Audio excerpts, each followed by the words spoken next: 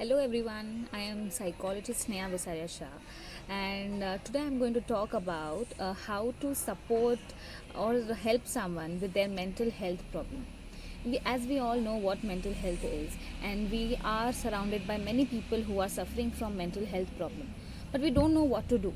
So to know what mental health is, please check my first video in which I have mentioned what is mental health. So now quickly we'll just see what are mental health problems, what exactly problems are there in mental health. So mental health problems ranges from worries we all experience or suffer in our day-to-day lives to serious long-term conditions.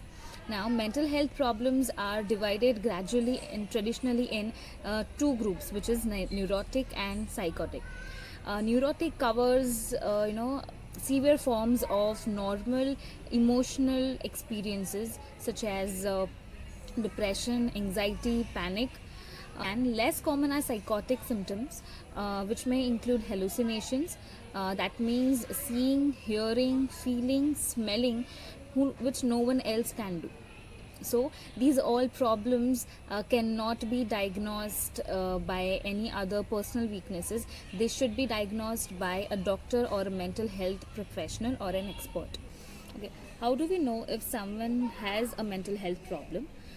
So sometimes it's pretty obvious to know if someone is going through a hard time, but there is no simple way of knowing that who is going through a mental health problem. Certain symptoms are specific with certain mental health problems. No two people can behave exactly the same way if they are unwell. So if you know the person well, you may notice the changes in their behavior or mood. Now let's check how to support or help someone with their mental health problem. So there are 5 steps which you can use in general. First is let them share as much as or as little as they want. Let them lead the discussion at their own pace.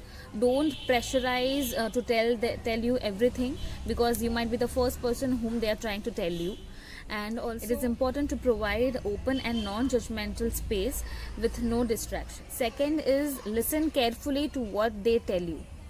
Repeat whatever they tell you in order to ensure that you have understood well.